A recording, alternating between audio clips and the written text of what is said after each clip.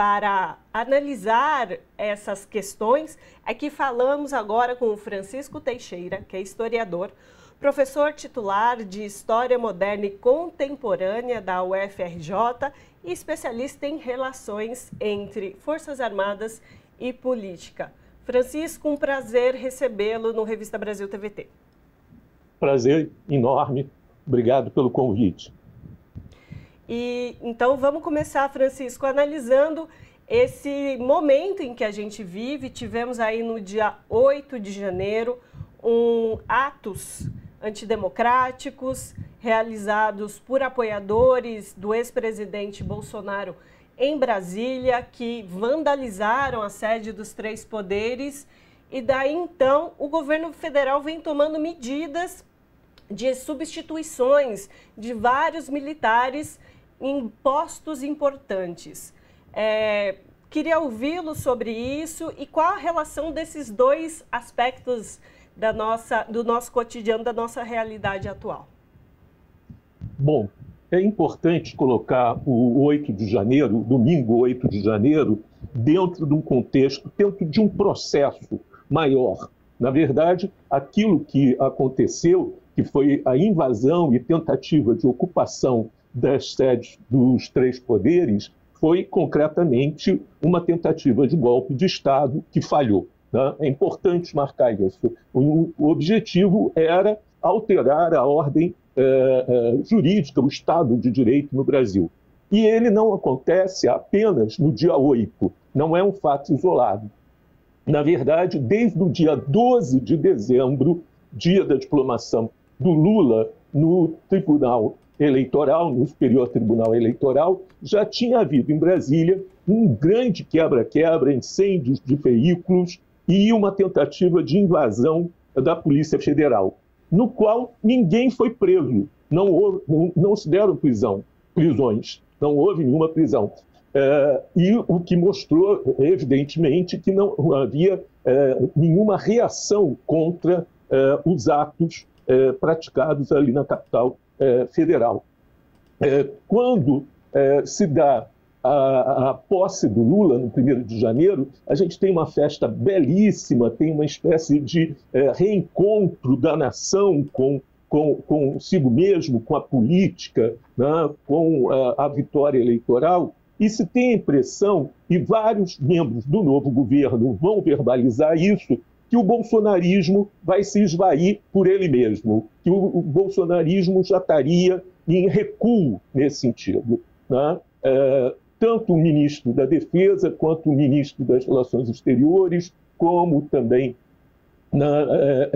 o ministro-chefe do GSI, tinham um diagnóstico desse tipo. O bolsonarismo está em recuo, eles também são democratas, eles também participam do jogo político, etc.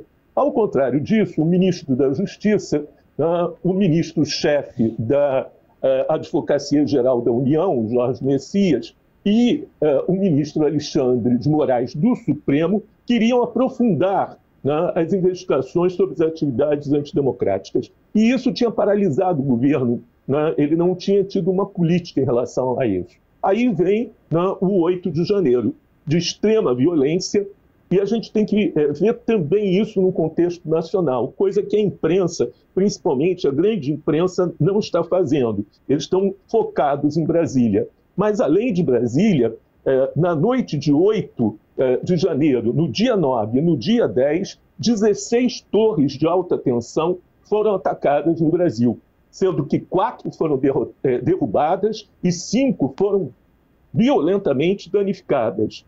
Nesse período, se tentou também invadir refinarias no Rio de Janeiro e em São Paulo e se paralisou estradas. Ou seja, era um evento nacional planejado de forma nacional para impedir a atuação do governo. Se esperava com isso, conforme a tradição, a má tradição republicana da nova República, que se convocasse uma GLO, né, a partir do artigo 142, que daria um cargo a um general indicado pelo Exército para comandar toda a segurança brasileira.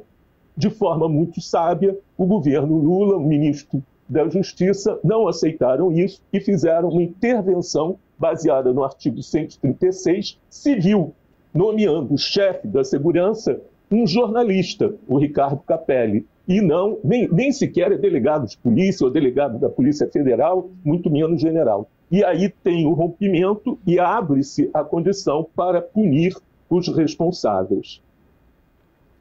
E aí, a partir, né, depois desses acontecimentos e junto também pensando em evitar outros ataques e também na punição, já que houve é investigada ali a omissão e conivência por parte de muitos dos envolvidos, houve as demissões na parte militar, principalmente, na verdade, ainda seguem acontecendo. A quinta leva de demissões aconteceu na sexta-feira, com mais 5 demitidos do Gabinete de Segurança Institucional, de alguns que têm o escritório no Rio de Janeiro. E aí casa um pouco com o final da sua resposta, dessa primeira resposta, né, de alguns militares que não necessariamente estão ali também diretamente em Brasília. Queria que você avaliasse essas trocas nos comandos, né, dos militares. Teve a troca no comando do Exército, que repercutiu bastante também. Você avalia, são bem feitas? Vão seguir acontecendo? O que a gente viu logo no dia 8 e nos dias seguintes foi que houve uma resistência, talvez não se possa falar do Exército, mas pelo menos do comandante do Exército, o general Arruda, em buscar e punir os responsáveis. Na própria noite do dia 8, o general resistiu a uma série de medidas tomadas pelo ministro da Justiça, inclusive ameaçou o ministro da Justiça e ameaçou a própria ordem democrática no país, quando ele moveu carros blindados e um cinturão de soldados para proteger o acampamento, esses ditos acampamentos patrióticos que estavam em frente do QGI, do Quartel-General Integrado, mostrando que ele não queria ter punições. Ao mesmo tempo, surgiu a situação muito complexa do tenente-coronel Cid, que foi nomeado pelo Bolsonaro para comandar o que tem de melhor nas nossas forças, ou alguma coisa entre as melhores da nossa força, que é a força de comandos ou a força especial, ali próximo de Brasília, em Goiânia, e a situação do coronel Fernandes da Hora, o comandante da Guarda Presidencial do Planalto. Né? Aqui um detalhe só, quer dizer, a situação de invasão do Supremo e do Congresso foi totalmente diferente do Planalto, do Palácio do Planalto. Né? No Congresso e no Supremo, a Guarda reagiu, lutou, se esforçou, enfrentou, inclusive de forma muito desigual, né? E com a capacidade de não fazer vítimas letais, mas enfrentando firmemente os invasores. No Palácio do Planalto não houve resistência. Mais do que isso, tudo indica, né, que o palácio foi aberto, né, aos invasores, né, que o coronel Fernandes da Hora não tomou nenhuma atitude para reprimir. Ao contrário, num vídeo que circula na internet, ele aparece aos berros com um tenente da PM tentando dar fuga a vários invasores que estavam sendo presos pela PM naquele momento. Então, nessas condições, não era mais possível manter a política gradualista de enfrentar o bolsonarismo extremista e, sim, passar a medidas de punição a essas figuras. E, até então, o comandante do Exército era uma resistência a se punir essas pessoas. E agora, falando um pouco do ministro da Defesa, José Múcio, ele tem feito declarações no sentido, de fato, de dizer que estamos caminhando para uma normalidade nas questões não só militares, com essas trocas, mas também de uma apaziguação dos ânimos no Brasil quanto à polarização política.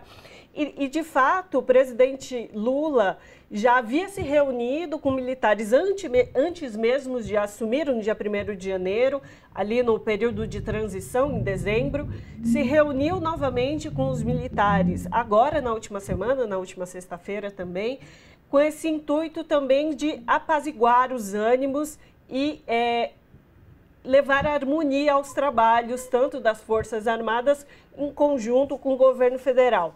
E aí a minha pergunta a você, Francisco, é exatamente essa, de entender se esse caminho está sendo construído, se a gente segue para esse caminho de harmonização dos trabalhos.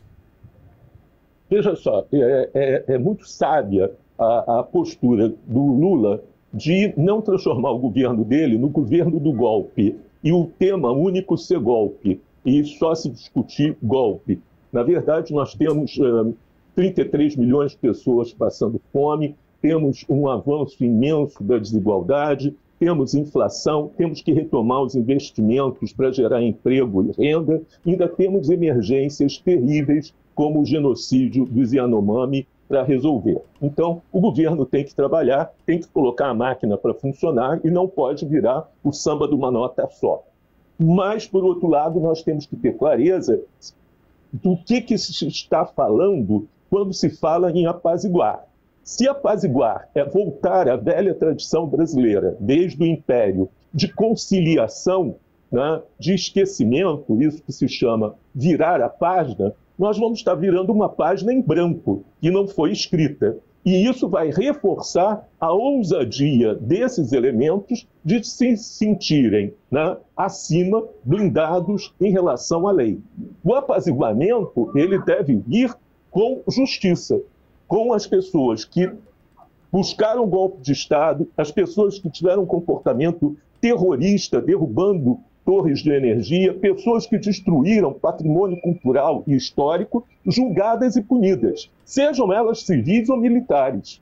Tá? Sem isso, a impunidade vai se reafirmar, e pior do que a impunidade, vai se reafirmar a tutela militar sobre a República. Francisco Teixeira, historiador, professor titular de História Moderna e Contemporânea da UFRJ e especialista na relação entre Forças Armadas e política. Obrigado por conversar com a gente aqui. Obrigado, até logo.